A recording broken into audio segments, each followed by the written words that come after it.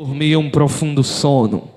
E o mestre do navio chegou-se a ele e disse-lhe: que tens, dormente? Levanta-te, invoca o teu Deus. Talvez assim Deus se lembre de nós, para que não pereçamos. E cada um dizia ao seu companheiro: vinde e lancemos sortes, para que saibamos por causa de quem nos sobreveio este mal. E lançaram sortes, e esta caiu sobre Jonas. Então lhe disseram: declara-nos tu agora, por que razão nos sobreveio este mal? Que ocupação é a tua? E de onde vens? Qual é a tua terra? E de que povo és tu? E lhes disse: eu sou hebreu e temo ao Senhor, o Deus que fez o céu e a terra e o mar e a terra seca. Então os homens se encheram de grande temor e lhe disseram: por que fizestes tu isso? Pois sabiam os homens que fugia diante da face do Senhor, porque ele lhe tinha declarado. E você diz amém. Senhor, obrigado, fala conosco essa noite, derrama a tua graça, derrama a tua luz, derrama a tua presença sobre nós esta noite, que vamos meditar na Escritura Sagrada. Sê conosco, sê com os ouvintes, sê comigo que vou falar. Senhor, ajuda-nos esta noite, em nome de Jesus. E todos dizem: podeis sentar, meu muito obrigado.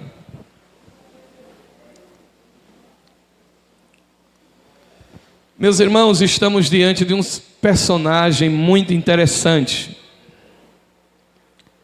Estamos diante de um dos personagens prediletos da Bíblia, na minha opinião.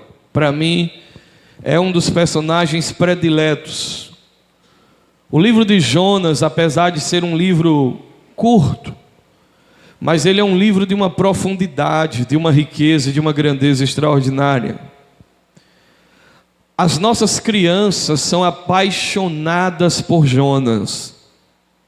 Se perguntar para os nossos filhos a partir de uma certa idade, eles já conhecem a historinha de Jonas e gostam da história de Jonas por causa do lance da baleia engolindo Jonas, e tudo isso é muito fascinante para a mente infantil. E é um livro magnífico, e é um livro que fala sobre a grandeza e a majestade de Deus e a soberania de Deus na história. Eu acredito que a grande temática de Jonas é mostrar a grandeza de Deus, a magnificência, a sobreexcelente soberania de Deus sobre todas as coisas. Como Ele é o Deus que faz com que os seus projetos não sejam frustrados.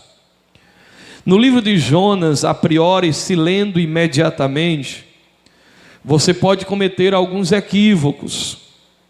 Um dos equívocos mais claros que a gente pode cometer quando se lê sem discernimento o livro de Jonas é aquele equívoco que nós achamos que o ser humano é dotado de um livre-arbítrio, tão arbítrio livre que ele é capaz de fugir de Deus. Era Pelágio quem pregava isso, que o homem é tão livre que ele pode opinar contra os propósitos de Deus e pode fugir daquilo que Deus pré-ordenou, ordenou. Pelágio pregava isso. Mas nós nos esquecemos que o homem é dotado de livre-arbítrio, mas nós temos um outro problema, é que Deus também tem livre-arbítrio. E no final, no encontro dos arbítrios, o que vai prevalecer é o arbítrio daquele que é o Senhor de todas as coisas e que é todo poderoso, e a vontade dele não pode ser frustrada. Israel estava reachado, Israel do sul, Israel do norte. Israel do norte estava 10 tribos, Israel do sul, Judá e Benjamim, 2 tribos em Jerusalém. E Jonas, ele era profeta do reino norte. Ele estava ao norte de Israel. E Jonas é daquele período em que Israel era muito atacado, havia muitas guerras. E um dos principais inimigos de Israel era a Assíria. Deixa eu explicar uma coisa. Não é essa Síria que está sendo atacada agora em guerra. Não. Ali é Síria. Essa que está sendo atacada agora é Síria. Aqui, quando a Bíblia fala de Nínive, não está falando da Síria, está falando da Assíria. E esses Assíria era um povo que lutava contra Israel, odiava Israel, perseguia Israel, e que havia ficado conhecido pelos seus requintes de crueldade na maneira como ele tratava os povos dominados, as nações que eram dominadas. Eram povos ameaçadores, que se apossavam de tudo aquilo que via, e que quando adentravam num reino, estupravam as mulheres, matavam as crianças, rasgavam a barriga das grávidas, matavam os príncipes, levavam as crianças vivas para se tornarem escravas nas casas do povo assírio. A exemplo disso, nós temos aquela menina lá de Reis 5, que era escrava de Naamã. Então era um povo reconhecido pelos seus requintes de crueldade. É tanto que você já ouviu falar de Sanaqueribe, que era rei da Assíria, e que cercou Israel para matar o povo de fome, e o povo se render a ele. E o rei orou, e naquela mesma noite Deus mandou um anjo, e aquele anjo matou 185 mil assírios. E o povo vibrou, pôs o ódio na ponta da fé e ficou feliz porque eles morreram. Então olha só, Jonas é alguém criado desde novinho, sem querer ouvir em Assíria, sem querer ouvir falar de Círios, porque este povo é um povo que é contra Israel. E aí de repente Jonas está lá exercendo o seu mandado, o seu chamado. E Deus, que tem caminhos que estão para além da compreensão do homem, chega de repente e diz: olha, Jonas, é o seguinte, o pecado de Nínive, que era a capital deles, Nínive é onde está aquela cidade agora, Mansur, lá no Iraque, era lá a capital. Inclusive agora nos bombardeios destruíram aquele lugar onde tinha relíquias dos tempos de Jonas, saiu nos jornais agora há pouco tempo. Mansur, se eu não me engano, Mansi, uma coisa assim, que antigamente era chamado de Nínive. E olha, o pecado deles chegou até a mim, e eu quero que você vá lá, pregue para eles, eu quero salvar eles. E Jonas entra em crise, porque Jonas tem fé, mas a fé de Jonas é uma fé que põe o ódio contra os sírios na ponta da língua. E ele não quer salvação para os assírios, ele quer espada, ele quer morte, ele quer destruição. Porque nada é mais conflituoso, irmãos, nada é mais terrível para alguém que diz crer em Deus do que perceber que Deus ama aquele para quem você diz para Deus ser a tua maior ameaça, a tua maior pedrinha e calo no sapato. Aí de repente Deus vem e diz: eu amo aquele que você odeia, eu amo aquela pessoa que você não gosta, eu amo aquele que você ora e desejaria que morresse, eu amo o teu pior inimigo.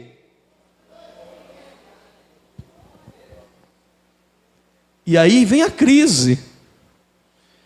Jonas não quer avivamento para os sírios, Jonas quer avivamento para Israel. Jonas não quer mover no meio deles, Jonas quer mover no meio de Israel. Mas Deus está dizendo que ama o teu desafeto. Deus está dizendo que ama aquela pessoa que você não vai com a cara. Nós estamos vivendo num período, irmãos, que nós temos que ter muito discernimento. Olhe bem para cá. O PT passou alguns anos no governo e dividiu o país. O país está dividido.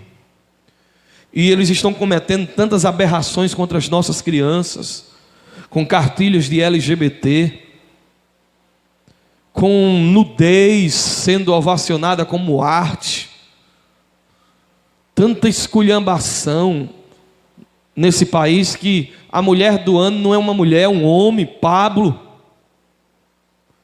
Tanta esculhambação, tanta roubalheira, tanto engano. E se a gente não tiver discernimento, a gente, em nome de Deus, está colocando ódio na fé.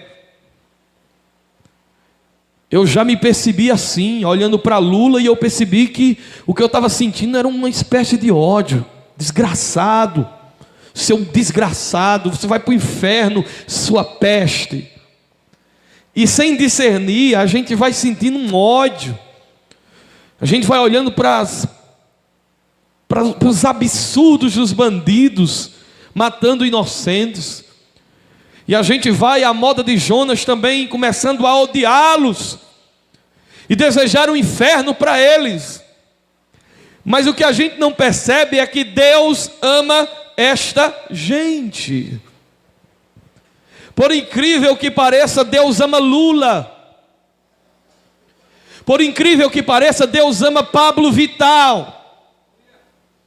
Deus ama essa gente, apesar das obras dessa gente aborrecê-lo tenazmente. Nós devemos odiar as obras e as práticas, mas amar as pessoas e entender que Deus as ama, e que a tônica do Evangelho é o amor,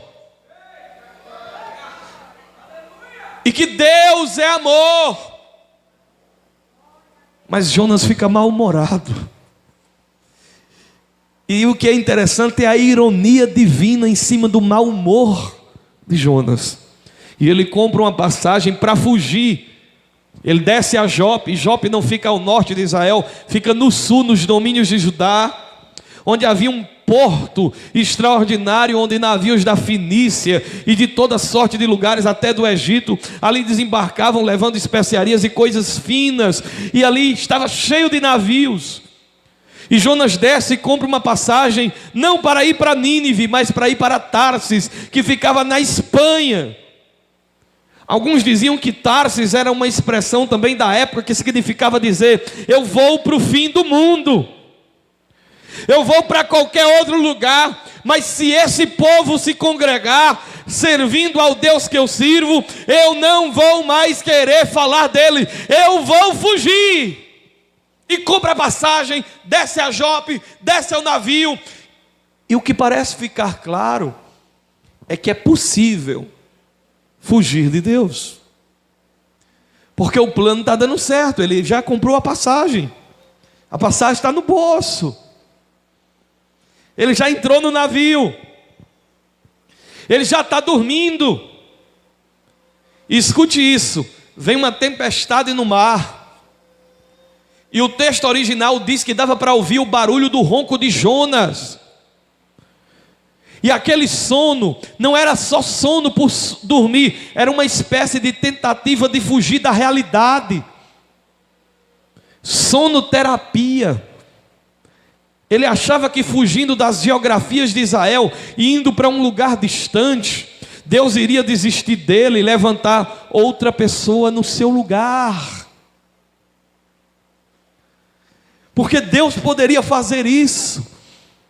Mas aí onde está a ironia da insistência e do poder soberano de Deus, que tira proveito de tudo que acontece, que tem projetos estrondosos por trás até mesmo das nossas desobediências, que tem planos soberanos por trás das nossas rebeldias, e muitas vezes as nossas rebeldias trabalham contra nós e contra pessoas que estão ao nosso lado, mas não trabalham contra os planos de Deus. Todas as coisas cooperam para o bem daqueles que amam a Deus, porque Deus, Ele é soberano, meus irmãos.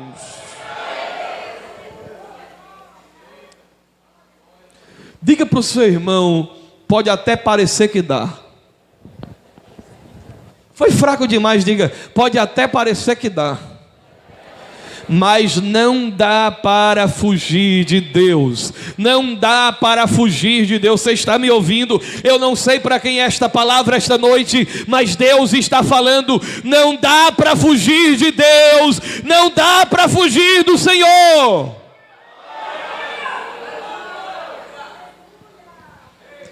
Tuas fugas de Deus jamais poderão frustrar aquilo que Deus já designou, já livremente disse que iria fazer, porque o arbítrio dele é maior do que o seu, e o seu pode viajar dentro de um campo delimitado por Deus. Aprenda isso. Eu tenho livre-arbítrio e eu faço o que eu quiser dentro de um campo que Deus delimitou com limites. É como se Deus montasse um campo com fronteiras e dissesse: dentro desse campo de fronteiras você tem liberdade para fazer o que você quiser. Agora, se sua obstinação em desobediência ao que eu quero para a sua vida começar a ameaçar, fazer com que você venha fugir de coisas e de dimensões geográficas que eu não permito, eu intervirei. Eu jogarei você para dentro. Eu colocarei você de volta para o caminho. Eu colocarei você de volta para o prumo. Porque eu sou Deus. E não dá para fugir de Deus. E graças a Deus que não dá para fugir dele. Porque se desse, você não estaria aqui. Eu não estaria aqui. Porque muitas vezes eu fui contra a vontade dele. Eu desobedeci a ele. Mas a mão soberana dele me pegou e me colocou na direção correta novamente. Quantos creem que é assim? Digam glória a Deus. E sabe por que não dá para fugir de Deus? Porque Ele vai te perseguir. Ele vai atrás de você. Você pode dizer comigo: Ele vai atrás de mim. Olhe para o seu irmão e diga: Ele vai atrás de você. Eu quero cantar aquela música de Chagas Sobrinho ao contrário. Há alguém perseguindo você. É Jeová que vai te ajeitar. Não adianta tentar resistir, porque Ele vai te pegar e vai te arrastar.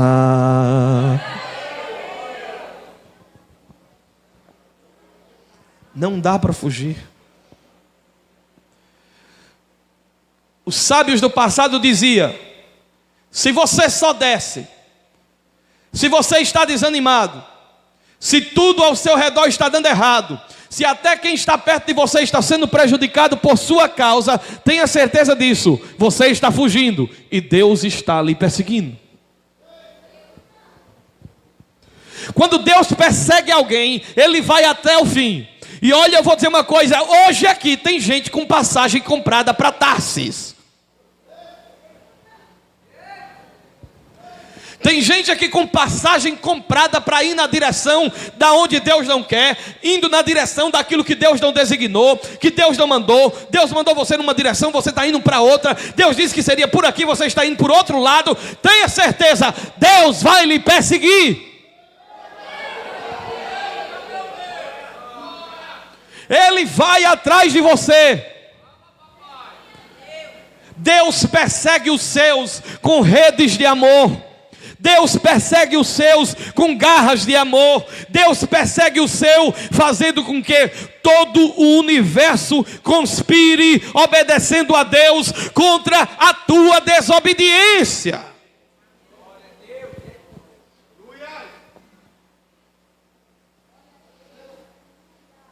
É por isso que não adianta eu tentar fugir. Eu já tentei várias vezes fazer outra coisa na minha vida, virar um advogado. Vocês acham que eu não daria um bom advogado? Olha, eu fazia um espetáculo dentro do júri, eu ganhava tudo.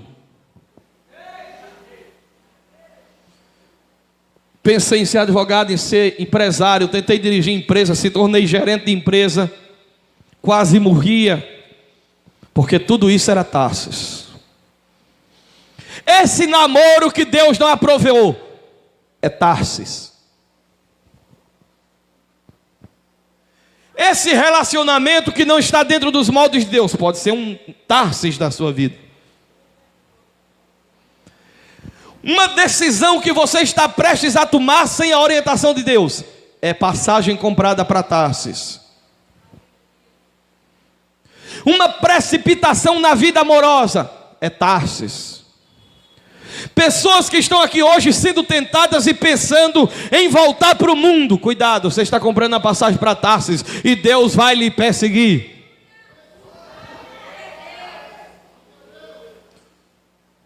Davi disse: para onde me ausentarei do teu espírito? Para onde fugirei da tua presença? Se subir aos céus, tu lá estás. Se descer às profundezas dos mares, ali tu também haverá de estar. Se for aos pontos abissais do abismo, ali também tu haverá de estar. Até as trevas em volta de mim te serão claras, porque perante ti a luz e a noite são a mesma coisa. Se eu pegar carona nos primeiros raios de luz da alvorada, ainda assim haverá de me achar a tua mão. O profeta Obadias disse: ainda que o homem se eleve como a águia e faça o seu ninho entre as estrelas, dali eu derribarei, diz o Senhor.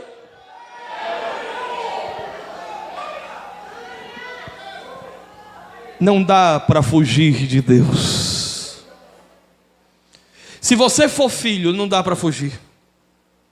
Se você for escolhido, não dá para fugir. Isso ficou claro no texto. A segunda coisa que está clara no texto é que obediência é o maior desafio da fé. Você pode dizer comigo: obediência é o maior desafio da fé. Porque, irmãos, a nossa obediência é quando a gente faz o que a gente quer fazer, aí a gente acha que a gente é obediente. Porque Deus mandou eu cantar, eu já estou doido para cantar, irmão. Ô pastor, o senhor é tão obediente, veio pregar aqui hoje. Lógico que eu estou doido para pregar. Agora a obediência é muito mais íntima, é muito mais fina, é muito mais tênue do que isso. Obediência tem a ver com aquelas vontades que eu tenho e de repente chega uma voz de Deus me mandando fazer outra coisa contrária àquilo que eu havia programado, e eu abro mão das minhas programações para mergulhar em um projeto que não tem nada a ver com minha casa, com minha vida, com minha família, com os meus sonhos, com meus ideais, e eu abro mão de tudo para lá botar num projeto que não tem nada a ver com meus filhos, com minha mulher, com minha família, com a minha descendência. Tem a ver com a vida de gente que eu nem conheço e que no passado maltratou minha descendência. E aí, obedecer é fácil? É não, irmãos. Me diga uma coisa: nós descemos a madeira no jovem rico, mas se tu fosse rico e Jesus chegasse para ti hoje e dissesse: dá todos os teus bens aos pobres, vem e me segue.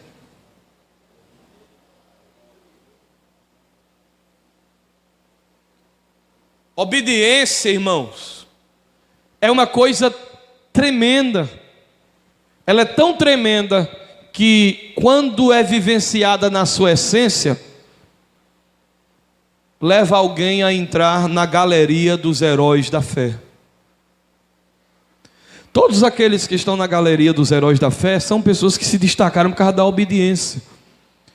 E a obediência abrindo mão de benesses para sofrer uma vida de privações. Me diga uma coisa: por que Abraão é chamado de o pai da fé? Simples, porque ele obedeceu. Sai da tua casa, sai da tua terra, sai do meio da tua parentela, vai para uma terra que eu te mostrarei. Onde é? Ande. E ele obedeceu.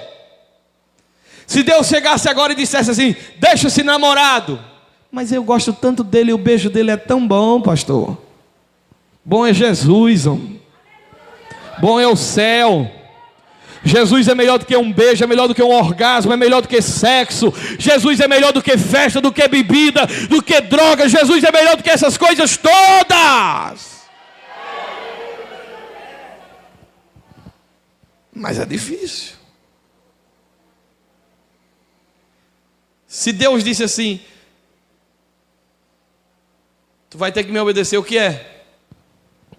Deixar a tua casa, a terra, a parentela. É difícil, irmãos. É demais. Sabe por que é demais? Porque a gente não tem coragem hoje de obedecer a Deus e deixar coisas tão pequenas. coisas tão miúdas que nós não obedecemos a Deus. Jonas vai, vou não. Sabe por que ele não vai? Porque ele ama Israel.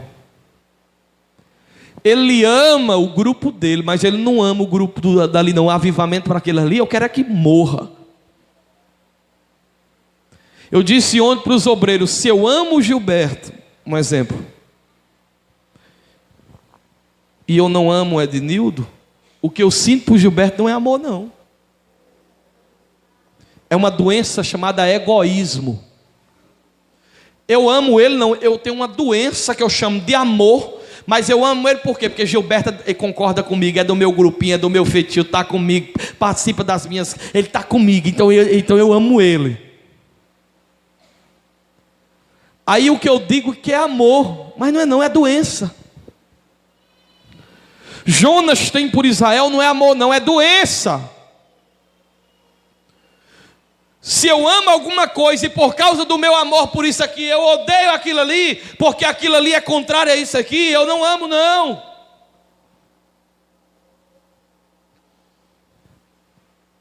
O que eu tenho por isso aqui é uma doença, e é uma coisa tão doentia, irmãos, escute isso, que sem perceber vira idolatria. Quando o meu amor pela Canaã se torna maior do que o meu amor pela presbiteriana. Aí se Deus disser assim, Honorato, vai pregar na presbiteriana, porque eu tenho um grande mover a fazer lá. Eu digo, aonde? Não, eu quero que tu faça aqui. Porque se fizer lá, os irmãos vão sair daqui e vão para lá. Não é assim, irmãos, que a gente é. E aí eu sempre digo, cuidado, para que você não ame o que Deus ama mais do que a Deus. Você pode repetir isso comigo? Preciso ter cuidado, para não amar aquilo que Deus ama mais do que a Deus. Deus ama Israel, sim ou não? Deus ama Israel? Eu tenho que amar Israel também? Sim. Mas eu não posso deixar que o meu amor por Israel, porque Deus ama Israel, eu amo Israel, mas eu não posso deixar que o meu amor por Israel se torne maior do que o meu amor por quem Deus é. Deus ama a igreja, amém? Deus ama a igreja, amém? Eu tenho que amar a igreja, amém? Mas eu não posso deixar que o meu amor pela igreja se torne num amor maior do que o meu amor por Deus. Eu tenho que amar em primeiro lugar a Deus. Eu tenho que amar a Deus mais do que a doutrina. Eu tenho que amar a Deus mais do que a Bíblia. Eu tenho que amar a Deus mais do que os dons. Eu tenho que amar a Deus mais do que os talentos ministeriais. Eu tenho que amar a Deus mais do que a causa missionária. Eu tenho que amar a Deus mais do que a oração. Eu tenho que amar a Deus mais do que a leitura. Eu tenho que amar a Deus mais do que o serviço de evangelismo. Eu tenho que amar a Deus mais do que a minha esposa. Eu tenho que amar a Deus mais do que a meus filhos. Eu tenho que amar a Deus mais do que a meu pai e do que a minha mãe. Eu tenho que amar a Deus. E amar a Deus é negar-me a mim mesmo e dizer, não vivo mais eu, mas agora é Ele que vive em mim. Fala, Senhor, seja feita a tua vontade e não a minha. Mas isso é um desafio. E é um desafio que a gente só vai aprender na chibata.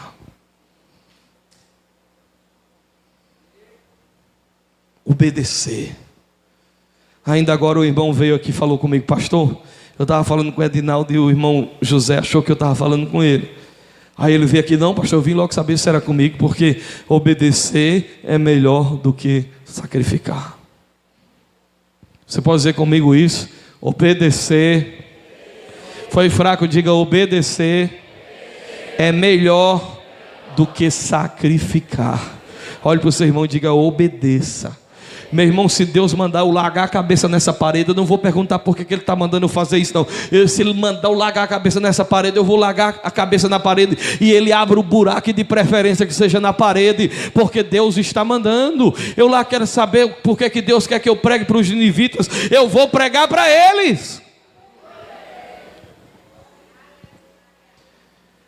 Seja feita a tua vontade, assim na terra como nos céus.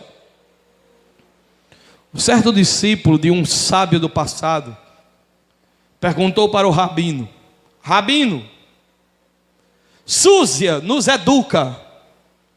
O que é que o Senhor quis dizer? Seja feita a tua vontade, assim na terra como no céu. Na terra, obedecendo os mandamentos, se fazendo aquilo que já... Sim, mas no céu, o que é a vontade de Deus no céu? Como é que é a vontade de Deus no céu? Ah, meu filho, ela é feita pelos anjos.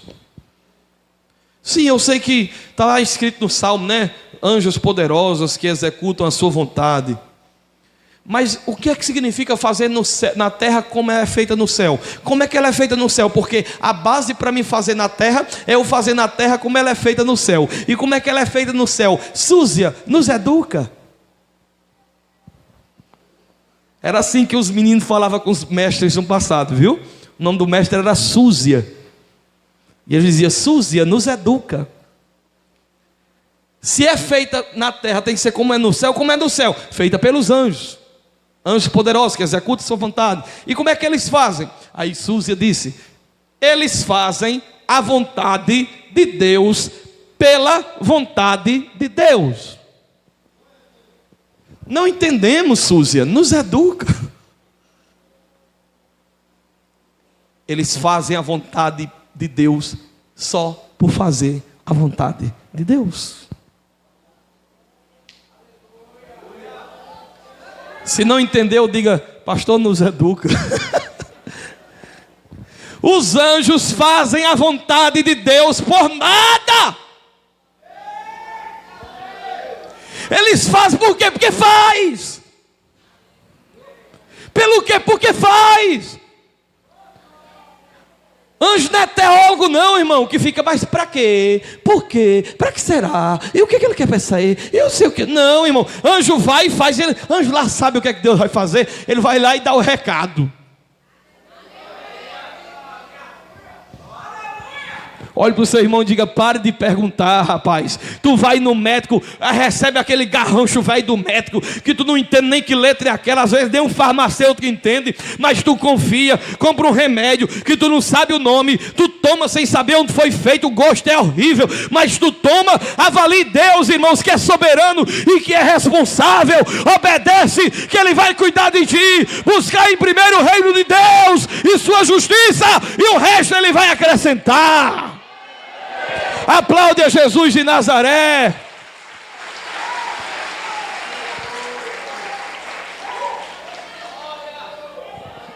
Agora, o que é interessante nessa questão da obediência é a manifestação da obediência na natureza no livro de Jonas. E a teimosia nossa, irmão.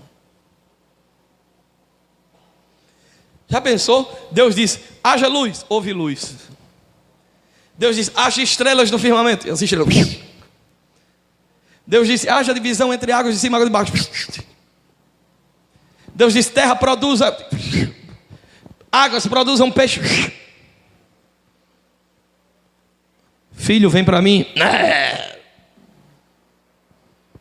Aí Deus disse: o que foi que eu fiz? Vocês já viram Deus em crise? Deus entra em crise, irmão. Isaías 1, Deus está em crise.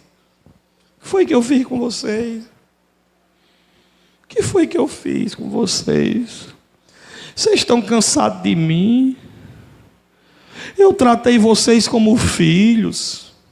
Eu dei o melhor para vocês e vocês estão revoltados contra mim. O jumento conhece a manjedoura, o boi conhece seu dono, até o jumento gosta do dono dele, o boi gosta de... Mas vocês não ouvem a minha voz. Meu Deus, como nós somos difíceis. E Deus está dizendo: não foi que eu errei, me digam. Em Miqueias Deus chama os montes: venham cá, montes, eu estou precisando desabafar. E Ele chama os montes para desabafar. Deus em crise. Tratei eles como filhos, tirei do Egito, livrei das maldições, matei reis por causa deles, mas eles estão revoltados contra mim. Não foi que eu fiz de errado, não foi que eu errei. É um Deus levando chifre em Oséias, Israel largando chifre nele, namorando com os outros deuses,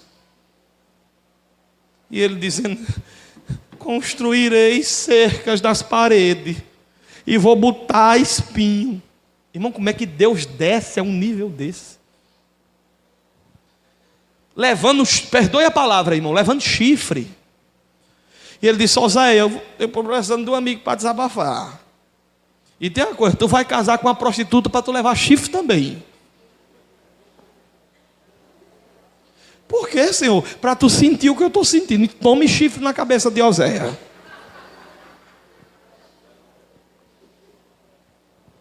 Está sentindo, Oséias? O que eu estou sentindo agora é terrível. Agora tem mais, Oséias. Não acabou não. Além dos chifres, nós vamos ter que pegar ela, perdoar, beijar e tratá-la com dignidade.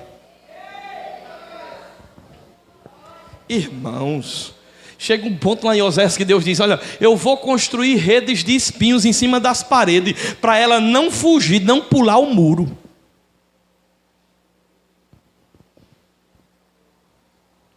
Isso fala da nossa obstinação, da nossa natureza, que é ruim, irmão.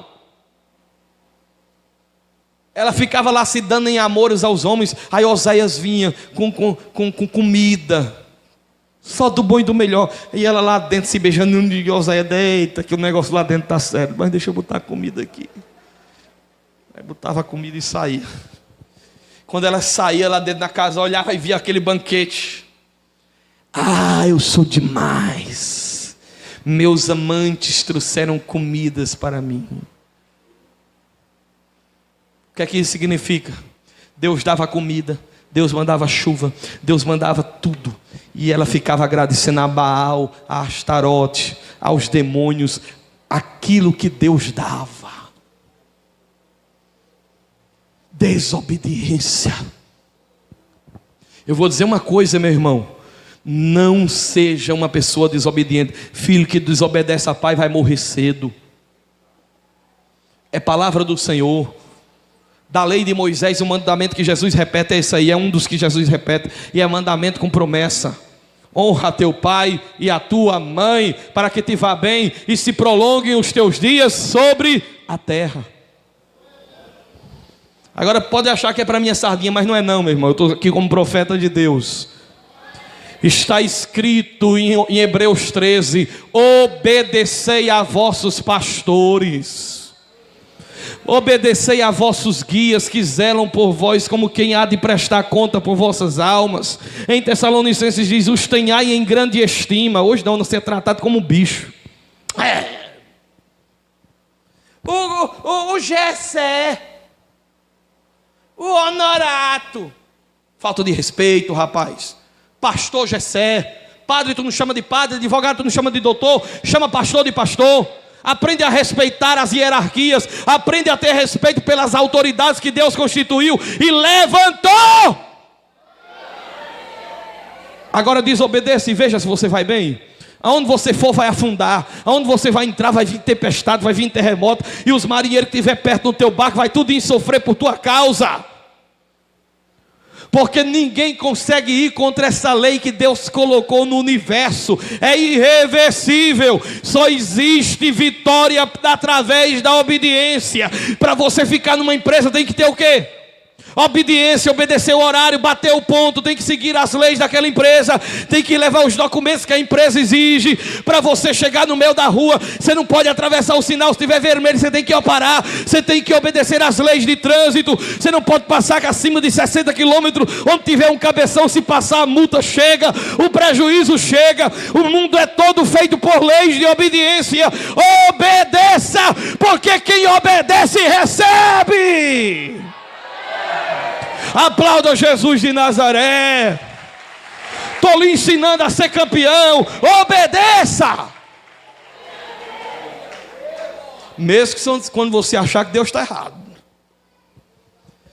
Porque tem hora, irmão, que a gente acha que Deus está errado, pastor, está errado todo mundo. Tinha que ser feito, era assim. Vai, Jonas. Agora me diga uma coisa. Jonas entra no navio. O que é que vem no navio? Alô, olhe para cá, irmão, para de olhar para os outros. A gente fica olhando para os outros para ver como é que ele está sentindo a comida. Eu não sei o que é isso, mas eu leio na hora. Eu leio na mesma hora. É perdido, eu leio. Eu sou macaco de auditório. Velho. Eu não sei o que é, se ela acha que eu estou falando para alguém, aí fica olhando. Presta atenção e vá comendo. Se não estiver gostando, coma pouco. Se estiver gostando, coma muito.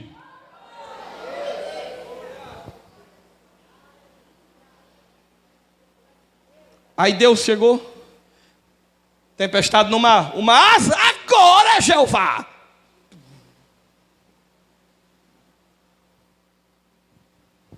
Mas Jonas não quer obedecer. Irmãos, Deus usa até o jogo de dado dos infelizes, dos incrédulos. Porque eles jogam uns dados lá, sorte lá, sei lá o que era aquilo. Gleice, é que eu estou sabendo que tem um negócio de um jogo de baralho aí, tu vigia, Gleice. Eu revelo mesmo, irmão. Os cabos aqui com um negócio de jogo de sinuca estão viciados. Né? Por questão de ética, eu não vou dizer o nome de Sandro, de Marquinhos.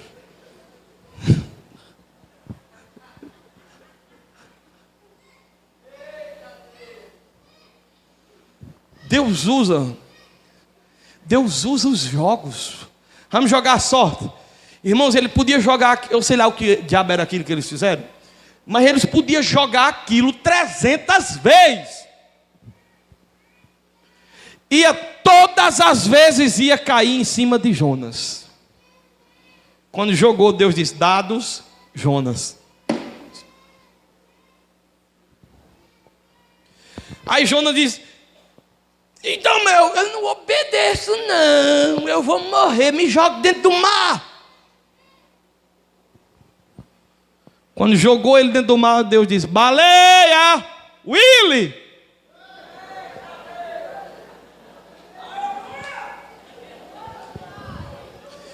Irmãos, eu não gosto nem de pensar muito nesse nome, porque esse nome no passado já me fez sofrer.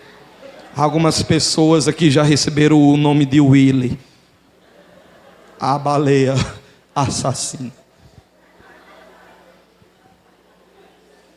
Deus chama, irmãos, eu imagino que dificuldade para essa baleia engolir Jonas.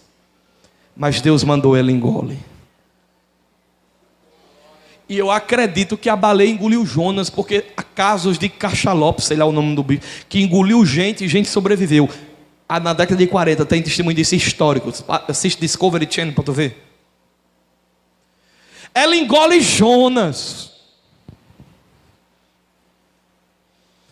E Jonas ora no ventre da baleia. Aí Deus diz: vai ou não vai? Vai ou não vai? Eu estava conversando com o Daniel. Daniel chegou agora. Daniel era sofoneirozão de banda, tocava em teclado. Ele tocava na banda Forró Maior e tocava com o Luizinho da Suba, viu? O cão tirou ele dentro da igreja. Ele estava tocando na igreja, o cara passou em frente, viu ele tocando. Aí o diabo disse: entra lá. Tirou ele bem novinho e foi tocar em banda de forró. Aí Deus foi quebrando ele devagarzinho. Eu não sei nem como a cabeça dele está de pé. Ele ralagou essa cabeça nos 3 postes, derrubou o poste, foi uma confusão. Caiu com a mulher, quebrou o cara dentro, bagaçou-se. Aí um dos grandes acidentes que ele teve foi ali em frente à rodoviária ali. Não foi? Ele disse que caiu, no outro dia era aniversário da filha, ele caiu com a esposa, se bagaçou-se, desmaiou, disse que quando acordou, desviado, encaixaçado, aí ouviu uma voz: vai agora ou não vai?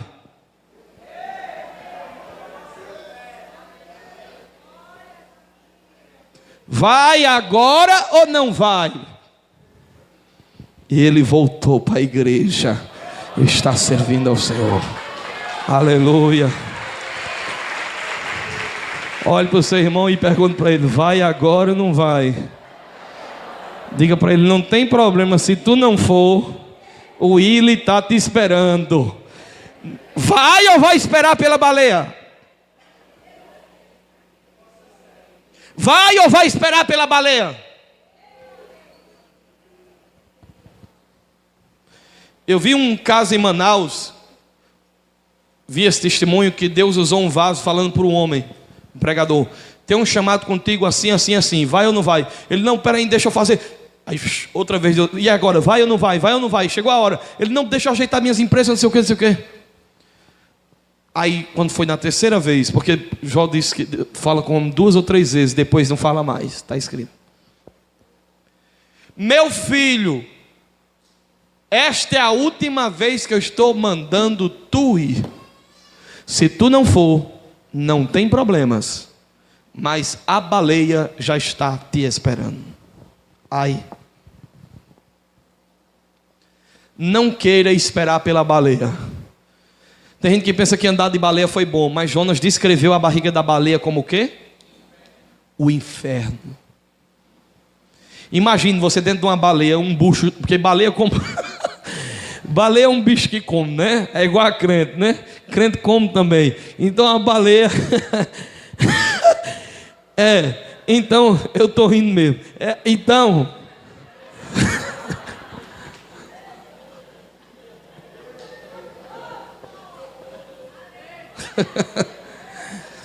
você na barriga de uma baleia, cheia de comida, porque baleia come, aquela catinga, juntando ainda com o negócio do mar, aquela confusão, vocês sem saber onde é que está. É o inferno, irmãos. Não espere Deus te jogar numa espécie de inferno para você ter que obedecer. Porque quem foge do que Deus quer vai viver inferno. Vai viver um inferno astral na alma, no coração. Porque por mais que você se distancie da geografia, a geografia da angústia é fixa, ela é na alma. Aí a baleia obedece, Deus manda jogar ele na praia de Nínive, ele cai na praia de Nínive. Irmão, sai da praia com raiva e vai pregar com raiva. E a pregação de Jonas, irmãos, ela é uma pregação interessante. Ela não tem lugar para salvação. Jonas não pregou que Deus iria dizer assim: se arrepender eu salvo. Não. Jonas não pregou isso. Jonas chegou e disse: até tantos dias Nínive será subvertida, vai se acabar. E todo dia ele ia e repetia o mesmo sermão com raiva.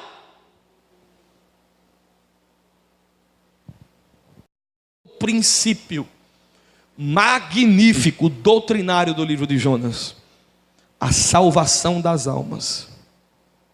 Se dependesse de tu e de mim, ninguém seria salvo. Eu vou repetir: ei. Se a salvação das pessoas dependesse de nós, ninguém era salvo. Porque Jonas pregou com raiva. Jonas pregou sem querer. Jonas pregou querendo que o povo se acabasse. Jonas pregou foi sem nenhum pingo de misericórdia. E sabe o que aconteceu? O arrependimento foi tão grande que o rei se arrependeu, declarou jejum. Botou as vacas para jejuar, os cachorros. Era a vaca jejuando, os bezerros tudo jejuando. E sabe por que isso acontece? Porque não depende da minha pregação. Eu prego porque eu tenho que pregar, mas quem convence o homem é o Espírito Santo de Deus. Jonas está lá, irmão, com raiva, pregando na carne, mal-humorado, chateado com a vida e com Deus. Mas Deus não está nem aí para isso. Deus não está limitado ao meu português. Deus não está limitado a como está a minha alma. Deus não está nem aí para isso. E é por isso que Ele salva quem Ele quer salvar, porque a sua voz é ouvida, sem som e sem linguagem. Salmo 19 diz isso. Aí Jonas fica chateado. Chega no meio do sol e diz: pode me matar. Eu sabia que esse povo ia se converter. Sabe por que eu sabia? Porque eu sabia que tu é misericordioso, que tu é amoroso. Ele está com raiva porque Deus é bom.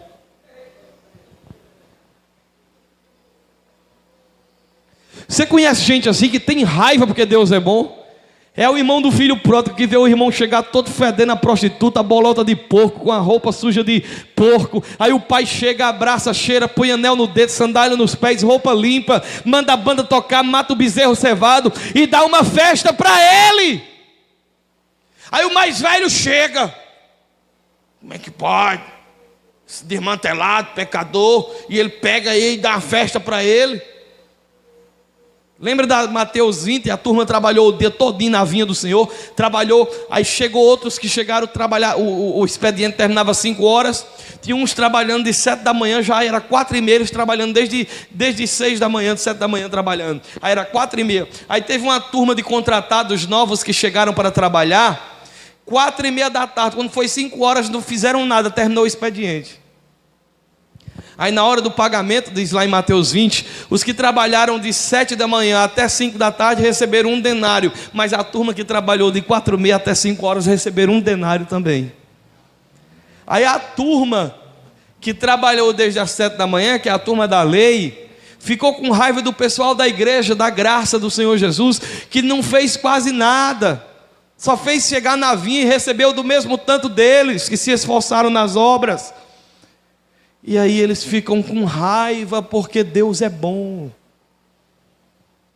Não existe maior manifestação de farisaísmo e de doença religiosa na alma de alguém do que ter raiva da bondade de Deus. Quando alguém prega assim: irmãos, eu te amaldiçoo, infeliz. Eita, ainda é Deus da terra. Olha aí Deus usando aí, ó. Não, irmão, isso é coisa do diabo. Satanás vestido de anjo de luz para enganar até os escolhidos. Eu não tenho prerrogativa dentro do evangelho para amaldiçoar ninguém. Ninguém. Agora Deus pode fazer isso, mas Deus faz, eu não. Eu fui chamado para abençoar. Mas aí tem gente que não gosta. Tem gente que gosta só de assunto negativo. É o Deus que mata, o Deus que aleja, o Deus que escambicha, o Deus que joga praga, o Deus que joga maldição, o Deus que manda todo mundo para o inferno, o Deus que é cacete no pé do ouvido do povo, todo culto. Eita, culto para, é só chibata.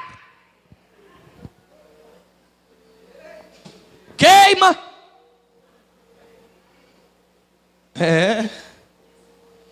Jonas era assim também, irmão. Aí Jonas se senta no meio do sol, com raiva. Aí Deus diz assim: planta, cresce no meio do deserto. Aí ele dormindo, a planta cresceu. Fez uma sombra. Jonas chega, se soltou em cima da planta, se agarrou com a erva.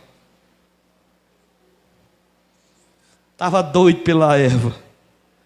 Oh, erva, erva. Interessante como a gente ama a erva, mas odeia a gente, né? Interessante como a gente valoriza mais coisas do que pessoas. Aí lá vai de novo. Deus desce, irmãos, e fala, sabe com quem? Pasmem, Deus fala com um verme. Então é possível Deus falar comigo. Ele fala com um verme. Davi disse: meu pai é um verme e eu sou um vermezinho. Deus usa até verme. Aí Deus disse: verme. Ao verme: pois não, Senhor. Está vendo aquela planta ali que Jonas está agarrado, dormindo, roncando? Eu quero que você coma ela todinha, coma, bote para torar. E o verme disse, assim falou e assim eu faço. O verme foi, irmãos, eu não sei como é que ele engoliu aquela bicha todinha, mas comeu. Quando Jonas se acordou, foi virado. Como é que pode?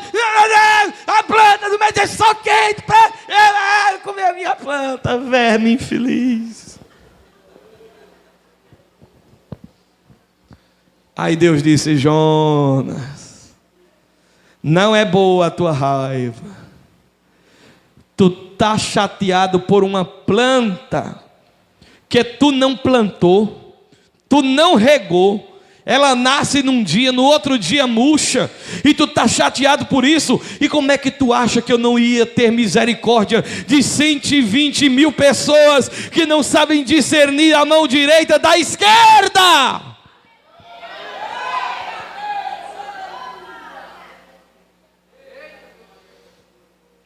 O que Deus está falando agora para nós é o seguinte, irmãos: tenhamos cuidado com o materialismo.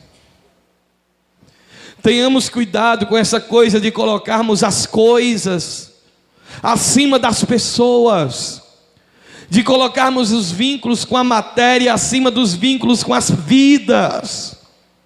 A igreja precisa redimensionar a missão, e a missão da igreja não é construir monumentos, não é fazer obras arquitetônicas e faraônicas. A missão da igreja é evangelizar, é pregar o evangelho, é anunciar o arrependimento, e que Deus quer salvar as pessoas. Esta é a nossa missão, fazê-la mesmo sabendo que não depende disso.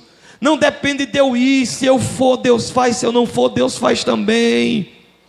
Mas Ele é tão bom que Ele me incumbiu dessa tarefa, mas Ele mesmo é quem faz tudo em todos.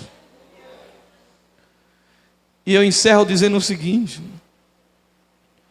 tudo que Deus projetou vai acontecer, irmãos. E todas as minhas teimosias contribuem para o bem daqueles que amam a Deus, e contribui para os projetos de Deus. Agora olhe para cá que eu vou terminar. Jonas pregando durante dias, olhe para cá e preste atenção nisso. Jonas pregando durante dias, mal-humorado, com raiva, chateado, querendo ver a destruição do povo. O povo ouve, dá crédito à mensagem e se arrepende. Aí você me diz assim: por quê, pastor? Pergunta aí, por quê, pastor? Olha só, havia uma lenda. Eu falei isso aqui já em outra mensagem, que não sobre Jonas, mas falei esse caso aqui. Havia uma lenda no meio dos ninivitas. Escute isso. Havia uma lenda no meio dos ninivitas, que dizia assim a lenda: nós só acreditaremos num profeta se ele sair de dentro do mar. Acho que eu falei uma grande besteira agora. Falei um grande nome feio, não foi? Eu vou repetir. A lenda dizia: nós só cremos num profeta se ele sair de dentro do mar. Deus permitiu toda a desobediência de Jonas somente para que a desobediência dele fosse até aonde a desobediência servisse ao propósito dele. Quando a desobediência chega dentro do mar, aí Deus diz: baleia, fica aqui. Os dados caem a sorte em cima dele, joga ele aqui, porque ele vai ser o homem que vai sair de dentro do mar. E quando os ninivitas viram que Jonas sai de dentro do mar, eles disseram: esse é o profeta. E sabe o que é extraordinário? É que aqui eu vejo o seguinte: Deus sabe como falar com cada povo.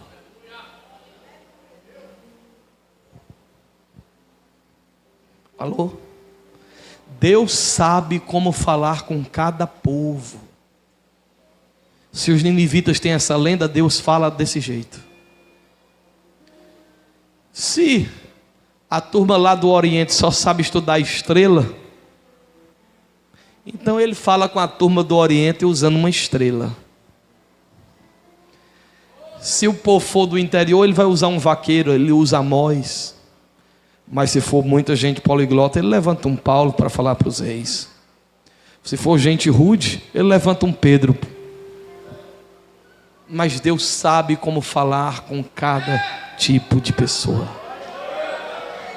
Então acredite numa coisa: Deus sabe criar situações, Deus sabe criar circunstâncias.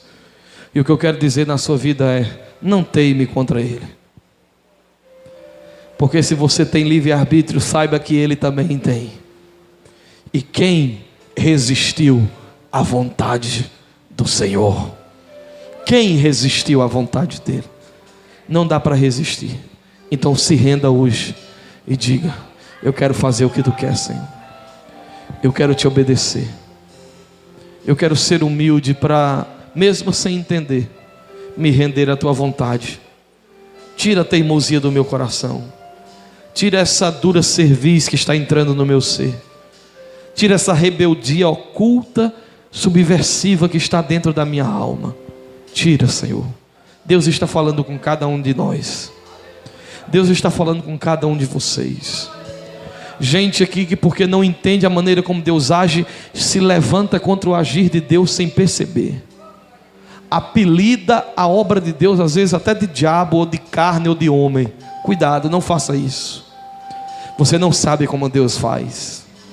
Você não sabe os caminhos do Todo-Poderoso. Ele tem caminhos que estão para além da tua compreensão.